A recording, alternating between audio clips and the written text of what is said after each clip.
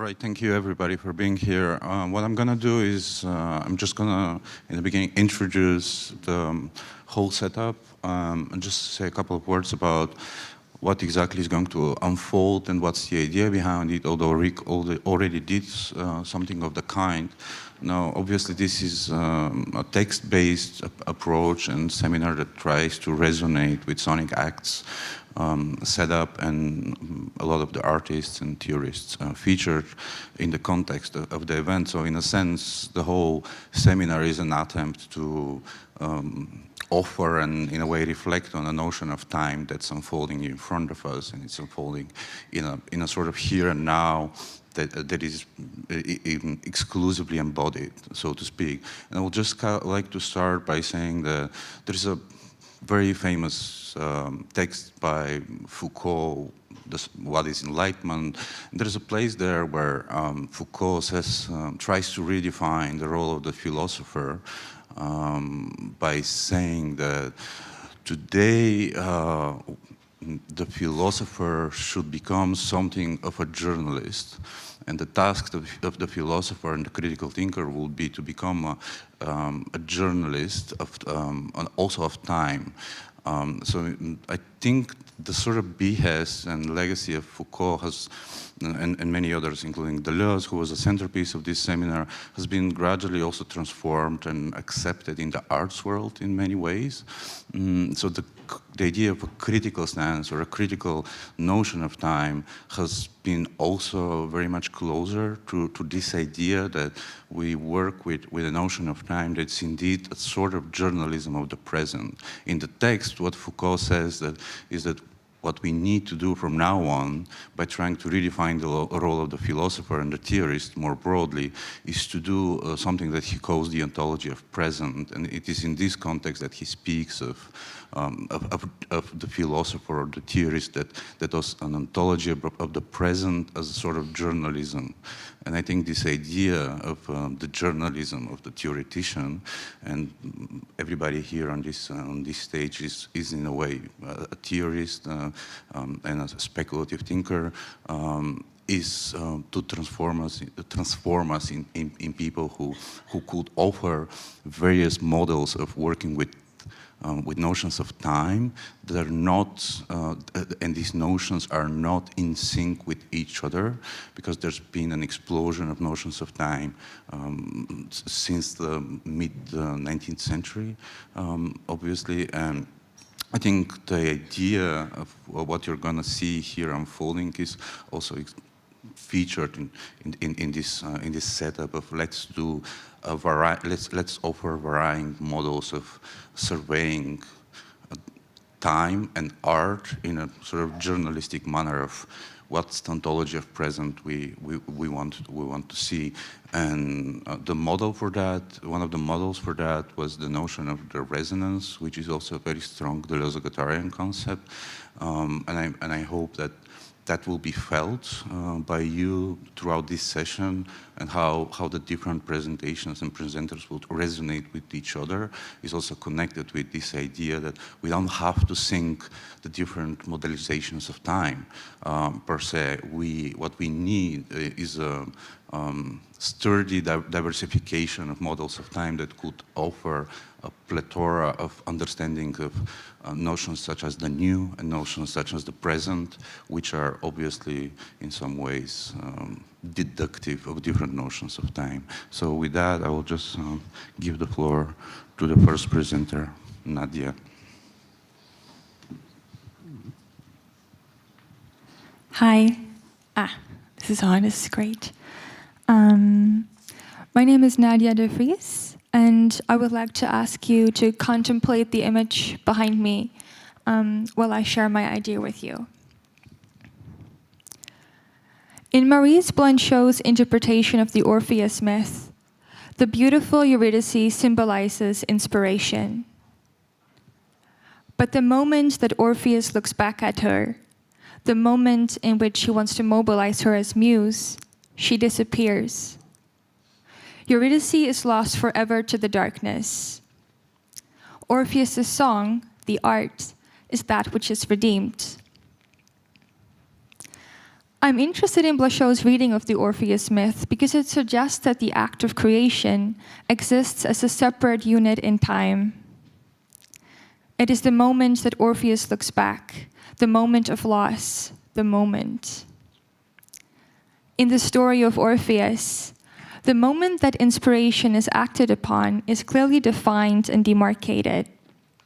It is its own compartment of time. Yet paradoxically, this moment is inaccessible. Once it is recognized for what it is, inspiration, it disappears. What to make of this paradox? How, in the practice of art, can production be honored as its own moment in time, with its own rules of government, without destroying the very thing that allows this moment to exist? How, in other words, can the present moment be acknowledged without it being fetishized as the moment? Giorgio Agamben writes that the sole possibility we have to truly grasp the present is to conceive of it as the end. Consider also Walter Benjamin's notion of messianic structure, an opening of history to something outside of time. For Benjamin as well as Agamben, the end of history is not the apocalypse. Instead, it emphasizes the immediacy of experiencing and acting upon the present. The moment of artistic inspiration, then, should be used for what it is, and not be pedestalized as a sacred unit on the periphery of hindsight. Perhaps it is easier to think of this paradox as an hourglass on a beach. Both objects are bodies of sand, aware of each other through a shared materiality, but both exist independently. The beach is human history, the hourglass a distinct compartment in time, the moment. The artist is concerned with the hourglass, the separate unit in time that exists apart from all acknowledgement of the present in which art can be created. The critics are interested in the beach. They take into account the historical context and frames through which to behold the artist's work. The critic would say that a painting made during the Renaissance is different from a painting made during the First World War, or during the Reagan years, or during the age of the internet. The artist would not say anything. They would just carry on with the work. Perhaps the beach and the hourglass, then, are what is created during the production of art, the circumstances that allow creation to happen. But what gets lost in this process? For Orpheus, it was the eternal love of Eurydice. For the French poet Arthur Rimbaud, it was sanity. For students, teachers, critics, and producers of art, like many of us in this room today, the process of loss is a pertinent question. What of time is relevant to art? And what of art belongs to the present? The moment is that which is lost forever. The art is that which is redeemed.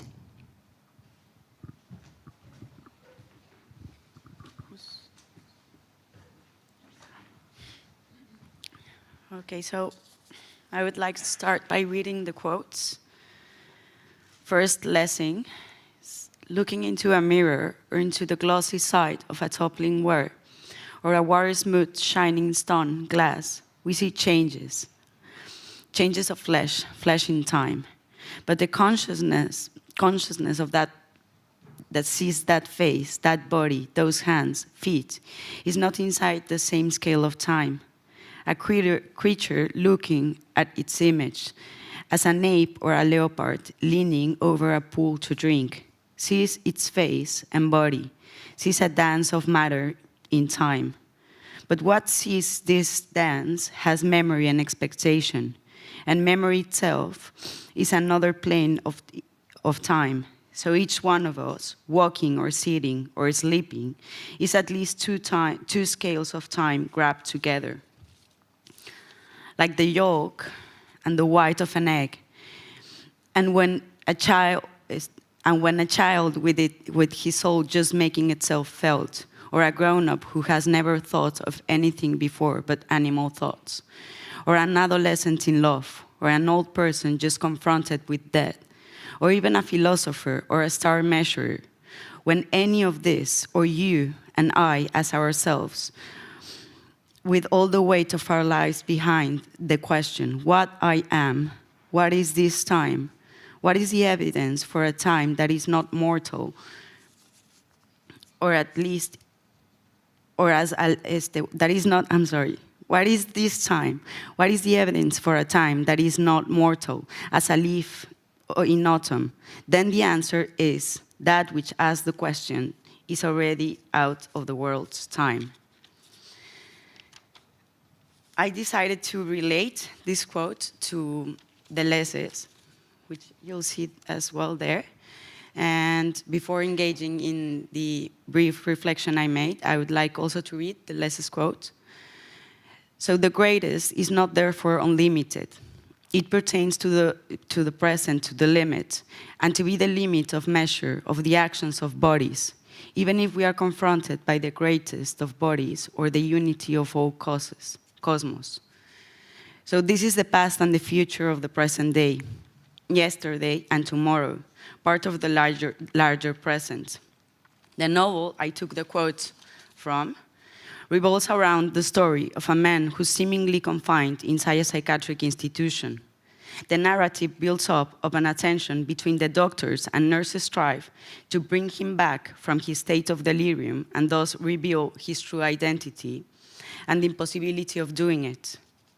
This struggle goes nonetheless completely unnoticed by him, as well as the fact that he's inside a mental asylum, as he is completely devoted to his pathological state or embodied suffering, depending the perspective from which it is regarded. Wherein the context of a constant state of drifting, he battles with ghosts from the past, which gradually manifest. In a way, we could say following Deleuze, that this is the struggle of a mystifying rationality versus a demystifying delirium. I decided to use particularly these quotes along with Deleuze because I consider that it gives account of the ways in which time without a present, in terms of Blanchot, or ion, times without a present, or ion, traverses or runs through chronos, or ordinary time, also in terms of Blanchot, actualizing it or actualizing its present. This movement is necessary for the process of reactualization or I am sorry, I always have issues with that word. It's not coming out, you can imagine it. To take place, and hence it is a condition of possibility for other ways to belong to the present to take place. Or enter, ways which are not in compliance with the common sense, or what we can call the common sense. I was also riveted by the way in which it finishes with no answer at all. Maybe as a way to divert attention from what it is to what it does, which I took from another of Deleuze's writings on Bacon. So, yes, exceeding the search for meaning and representation, and maybe grounding us in the operation of proposition and events. While the quote doesn't give account of it, there's another interesting part, opposition that might shed light to this Chronos-Ion relation, and is the fact that while the doctors and nurses' scenario takes place in the depths, that is inside a mental institution, the patient's scenario occurs always within the surfaces, the sea, an island, and maybe even the surface of his memory. And maybe this makes me regard this as an effort or attempt to bring Ion into Chronos, that is, bring the past and the future as unleashed forces into the limited present. The image you see there is a still from an amazing film by an Armenian avant-garde director called Parajanov, and the film I took, the still is The Color of Pomegranates. So the relation I want to establish with is not so much with the film itself, although it does deals in interesting ways with time, but only with this still, right? While thinking what image to place this scene or tableau vivant, because what Parajanov does more than film, we can call several tableau vivants, immediately came into my mind, because perhaps it depicts two times, that of death and that of the living, that cross each other. They are there in the same moment. So two simultaneous readings of time, finite present and infinite past and future.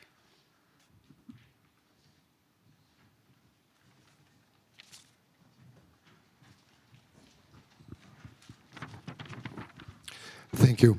My name is Gilles. I would like to invite you to read the texts as I talk about them, looking for resonance.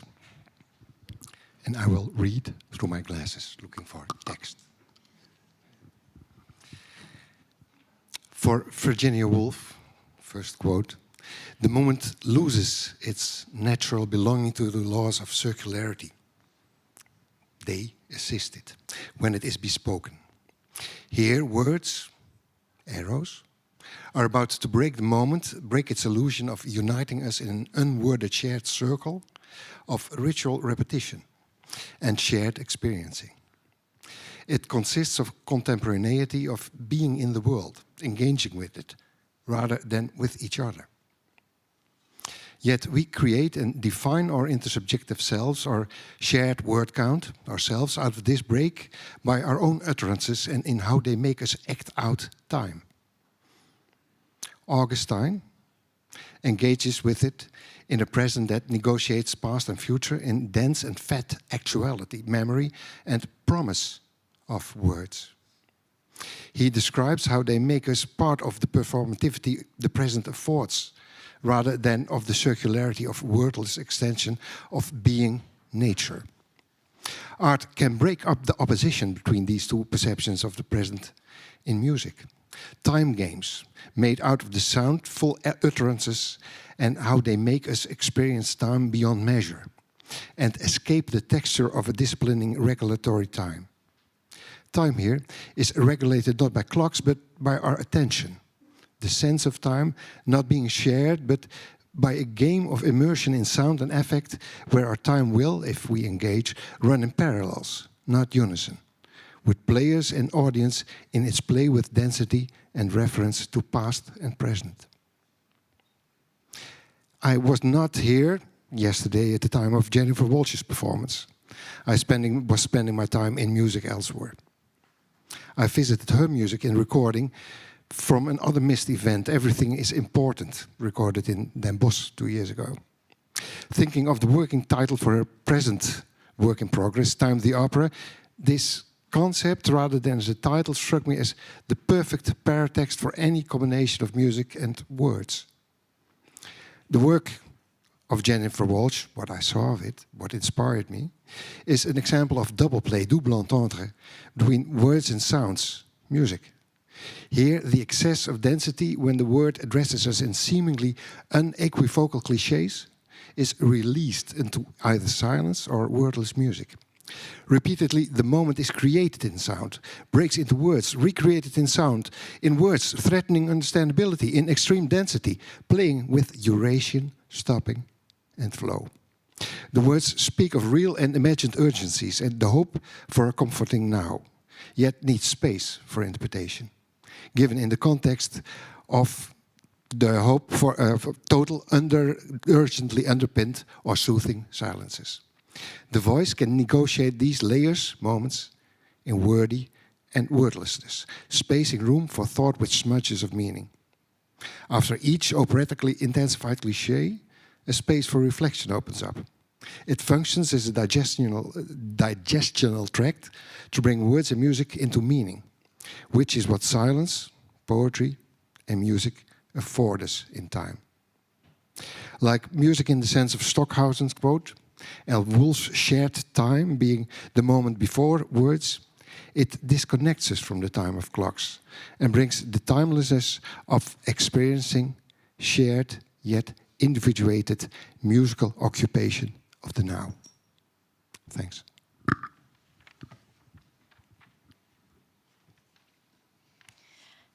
In her piece, The Moment, Summer's Night, Virginia Woolf says everyone believes that the present is something, seeks out the different elements in the situation in order to compose the truth of it, the whole of it.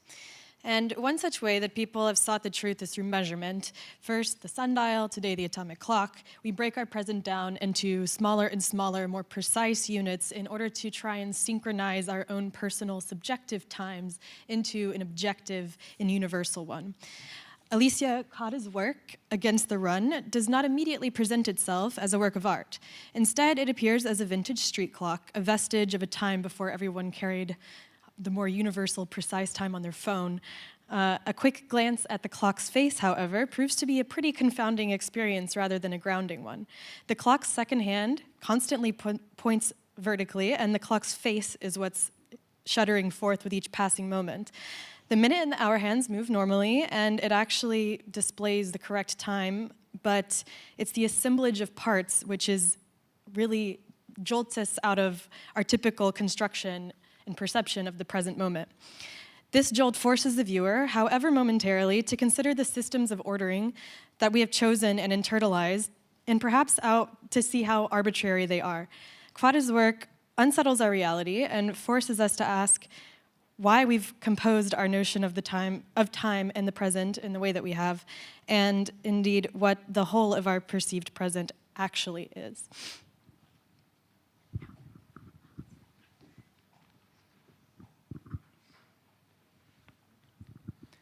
Hi. So I'm gonna explore two quotes in relation to the film Eternal Sunshine of the Spotless Mind by Michel Gondry, which is one of my favorite movies. And I think all three of them relate to the connection between memory and eternity, and from a position of this kind of passionate presence within the present. So the first quote is from Jorge Luis Borges' History of Eternity. And his main point in this text is to say that while the real lived experiential time is a very, very great mystery, eternity is actually much more easy to analyze because it's basically a concept created by humans. And it's produced as a kind of a way to escape time and the delimitation of the time of our lives, and it's produced by our passion. And I'm going to read out this quote. I didn't realize that I can't quite see it. Okay. In passion, memory inclines towards the intemporal. We gather up all the delights of a given past in a single image. The diversely read sunsets I watch every evening will in memory be a single sunset. The same is true of foresight. Nothing prevents the most incompatible hopes from peacefully coexisting. To put it differently, eternity is the style of desire.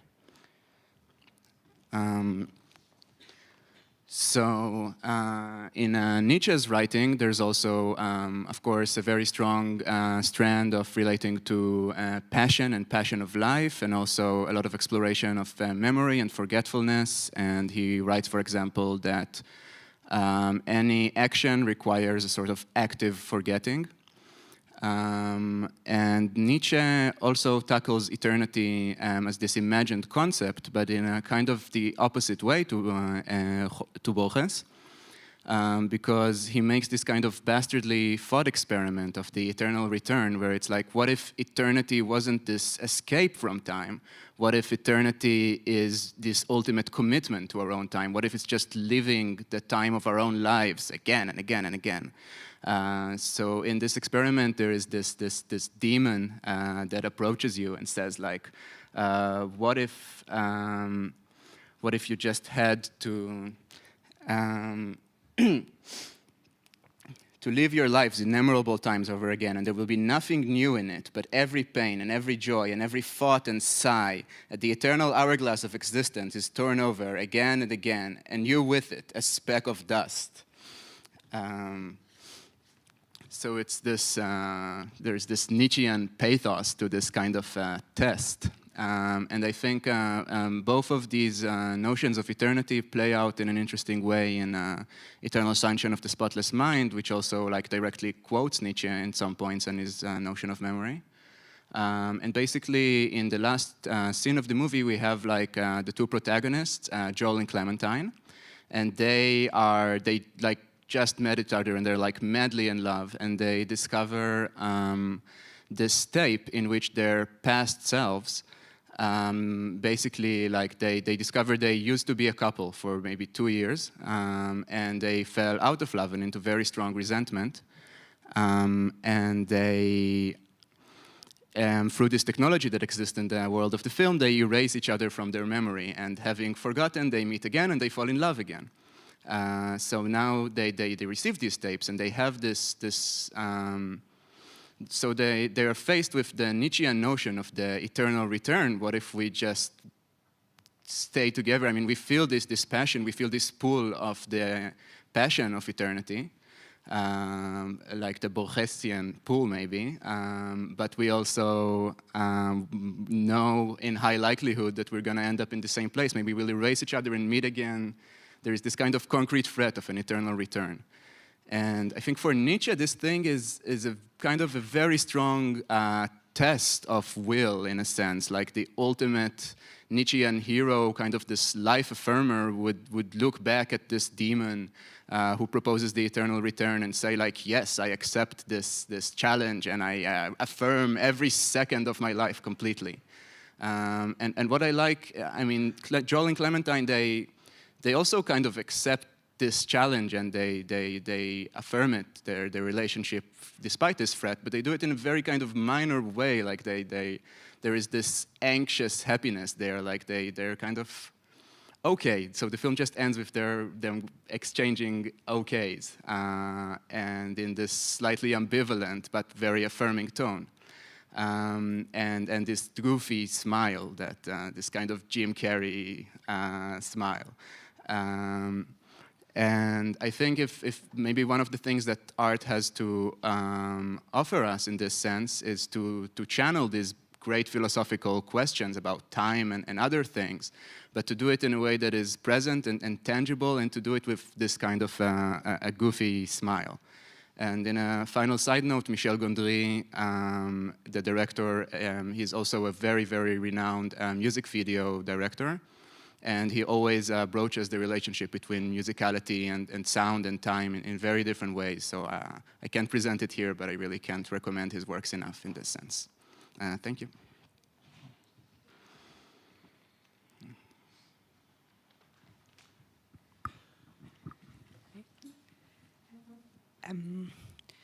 In 1997, an American philosopher called Arthur Coleman-Danto declared the end of art. Not in terms of art production, but in terms of history of art. Because in his theorization, with the Brillo boxes specifically, Andy Warhol Brillo boxes, the art from itself raises a question, which is, why is this a work of art? This is exactly identical to a mere object. And from this question, the philosopher started his analysis of history to claim that after the pop art, so with contemporary art, what it belongs to contemporary art is this pluralism, because any form is now allowed. If a work of art can be identical to a mere object, and I still see an approach to it as a work of art, means that there is not any limits to the medium or to the discipline or to the mixture between medium and discipline to a work of art, because in these terms, all the forms, they will be equally accepted. And according with these ideas, the end of art means, on one side, a completely freedom from the artist, but on the other side, the art is not going to surprise us anymore, because any form is allowed, so there is not going to be innovation anymore in these terms. So I was wondering how we can connect this power of surprise in the art with contemporary art. And in these terms, I feel that it would be interesting to look at science for once, because when history came into science, what was challenged was this idea of classical thermodynamics or Darwinism, where the history has basically a unicum outcome. So there is this like progression and evolution that is going to go in one direction.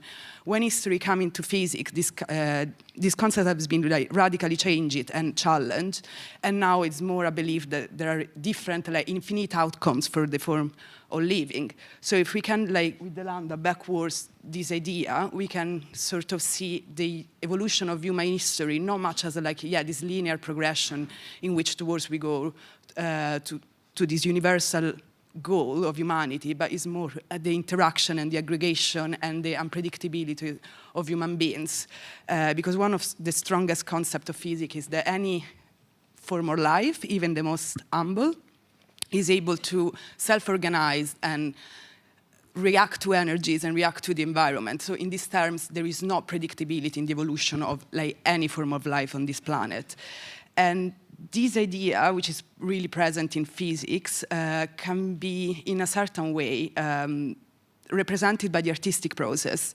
And I decided to use Francis Bacon, or one of like his painting, one of like the painting from his serious paintings, because apparently the artist at the beginning wanted to paint a bird, and that's what he ended up with, and which is like, yeah, there is a sort of bird idea maybe, but yeah, it's not really a bird. He couldn't really explain why, when he was like coming to a painting, there was such following the lines, the original idea was so different from the final outcome. So in Deleuzian terms, we can try and explain this like process, making a difference between possibilities which are given and in certain ways set and like object of a possible science, you can see by the quote. Well, the chance instead is something that you have to sort of leave, as like the professor was saying, that you have to sort of stop and wait for it, and it's an act of choice. So the real capacity of the artist is not much make something on the canvas and fill the canvas, but it's all the opposite in the Deleuzian terms. So he has to clean it by all the ideas and all the clichés that are already in the mind of the artist, and certain way make his act of choice of like leave the act of painting, let the figure emerge. And in these terms, we can say that there is not, again, like one unicum outcome in the artistic process. So I found that this like parallel was interesting in regards of the art today, because in these terms we can say that maybe, yeah, the power of art of surprising us is still there, but it's not there anymore in terms of innovation or progression. So there is not a movement that is going to be better of the previous one. But the art will surprise us more for the concept. And in these terms, it can help us to see what we consider maybe mistake or accident or something that shouldn't be there, because like the outcome should be another one, not much as a problem or a limit, but more as a potential to creating something new and to sort of move on. Okay.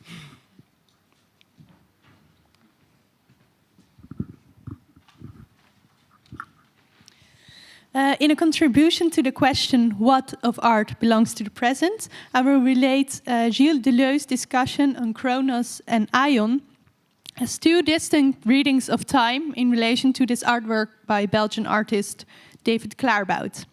The installation Olympia is a computer-generated image and replica of the Olympic Stadium in Berlin, which is left to decay in a time-space lacking any human intervention.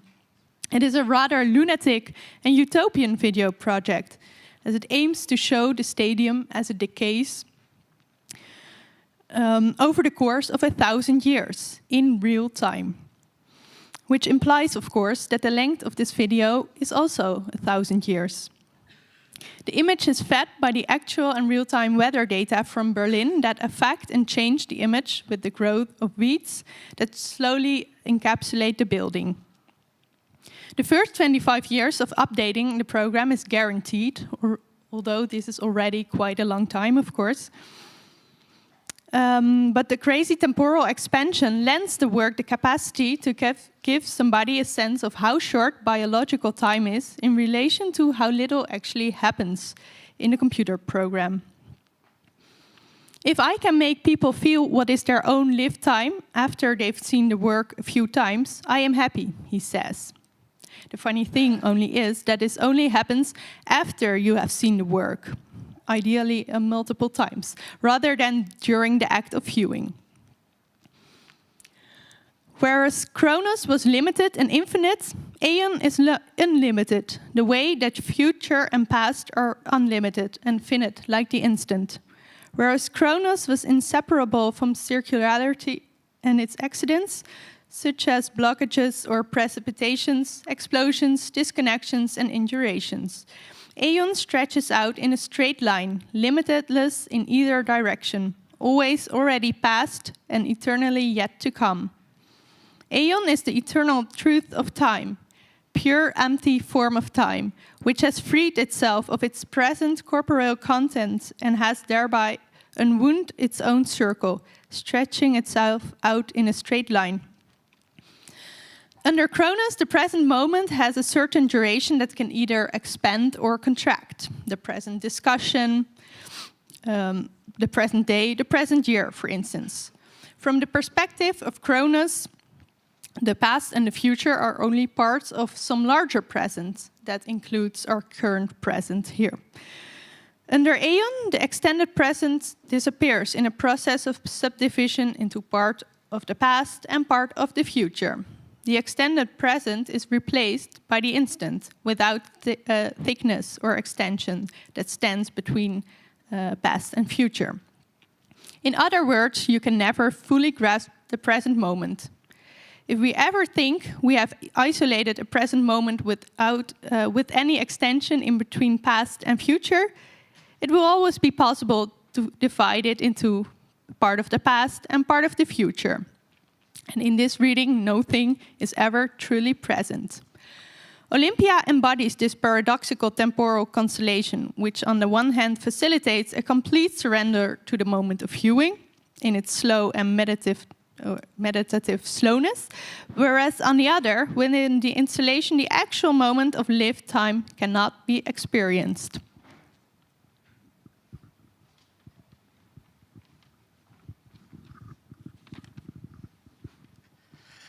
Thank you. I want to continue along with the idea of Chronos there, specifically looking at the character Dr. Manhattan from the comic Watchmen. I'm going to read what he's saying there because I think it's relevant to the Deleuze quotes, which I won't read because they're behind me rather than on this paper. 2 hours into the future, I observe meteorites from a glass balcony, thinking about my father. 12 seconds into my past, I open my fingers. The photograph is falling. It's 1945. I sit in a Brooklyn kitchen, fascinated by an arrangement of cogs on black velvet. I'm 16 years old. It is 1985. I'm on Mars. I'm 56 years old. The photograph lies at my feet, falls from my fingers, is in my hand.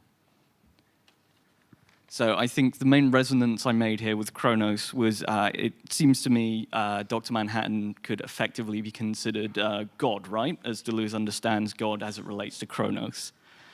This is actually brought up elsewhere in the book. He himself says that he isn't God, or he doesn't believe there is one, and one of the more famous quotes in the series claims, God exists and he's American.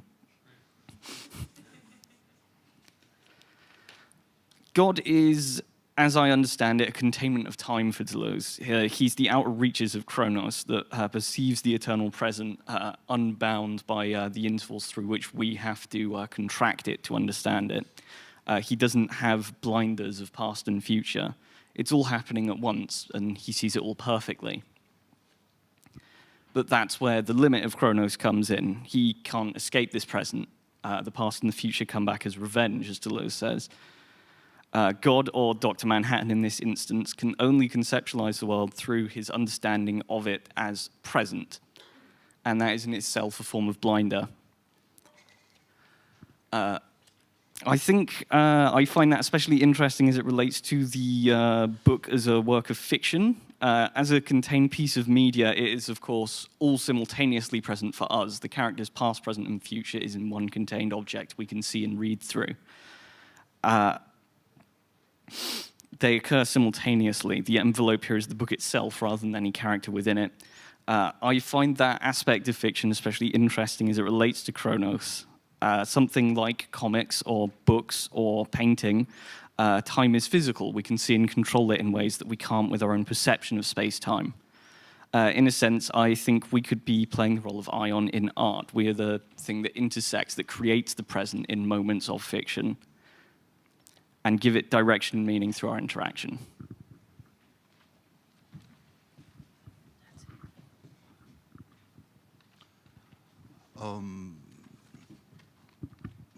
One of the things I think that are happening, that had happened in this particular panel was, as you could hear and see, from these different modelizations of time that actualize and try to actualize what's the present in art and the art in the present. And, the two particular concepts of time that were running around, heavily indebted by Deleuze, is Chronos and time. Chronos and Aion. Now, Chronos is obviously the particular modelization of time that is connected to a linear time, to a time of rational science and post-Socratic philosophers, etc., etc. So that's the time of progressive linear thinking. That's a teleological time. Now, the other model that Deleuze discusses is the modelization of time around the notion of aion, and that's the pre-Socratic notion of time. That's the notion of time. He calls it a pulsing time. By the way, the notion of aion in Deleuze, I think he first discussed it in a lecture, which is transcribed somewhere, which is called just like a lecture on music or something like that. So this is where he initially calls it the aion. That's the pulsing kind of time. Now, with regards to the actualization of the present in art, we, as I tried to start this panel with this particular suggestion, we obviously live in a moment where there's such a democratization and competition of models and modelizations of time that we end up in a particular sort of simultaneous blasting of historicities, you know, which I mean, obviously this is not an anti-democratic comment when it comes to different models of time, but it's just more of a comment that has to do with how do we manage, how do we govern the different models of time that are out there, and how do we connect that with our own experiential notions of art, and how do we make art that is out there and connects to different notions of time. One of the things I wanted just to offer as an insight at the end of this panel, it was also to go back to what Nadia de Vries started with, a certain reflection on the Orpheus myth, and it's been already quoted a couple of times. That's a text that we read, which is called the Orpheus Gaze. Blanchot offers a very particular reading of the myth of Orpheus and Eurydice, where, as far as I can tell, he would say that it's almost unimaginable, inevitable that the Orpheus, by going towards the underworld, would at some point look back and see if Eurydice is behind him, and that particular moment would define the visibility and the prospectus of his own teleology. And I think it's an interesting model to follow, the interpretation of Blanchot on the Orpheus myth, for the simple reason that looking ahead, which is what he has to do in order to go to the underworld, looking ahead is sort of projection of what's the future, what's the new, etc., etc. And obviously there is a big problem in this particular interpretation of Blanchot, because it's also heavily gendered. Eurydice is continually called in different ways the night, and Orpheus is sort of like the shiny face of that night. He's not the day exactly, etc. So there is obviously a gender problem there as well. But what I'm trying to say and convey here is that by having to go towards his aim, towards the underworld, and not look back, and when Blanchot says that he would look back anyway at some point, that for me means that there is not so much here a model of what is new or what is present that we can follow, but it's more of him saying what's new in the present, what's what's the instant, he uses this word instant in various works, is a particular competition of models of destruction.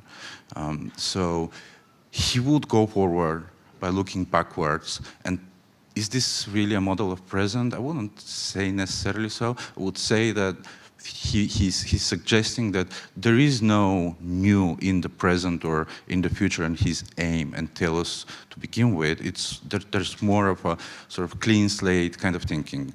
And I just want to end up with this particular slide, which is actually a re-narration of the story of Orpheus and Eurydice. It's a slide taken from a movie which is called Moon Lake. It's by a Bulgarian-German writer, philosopher, and director. He's based in Berlin. His name is Ivan Stanev. He did this movie in 2011, I think, where he tried to tell the whole story of Orpheus and Eurydice through basically Orpheus preventing his losing Eurydice by just having a camera, and a photographic camera, and every time he would try to look backwards, he would actually not look at Eurydice, but he would use the photographic camera to look back and save the momentum of time in order to continue towards the underworld. And this is just additional speculation of the Orpheus and Eurydice myth that I think it's interesting because it modulates the perceptions of what's ahead, what's new, what's present, and et cetera.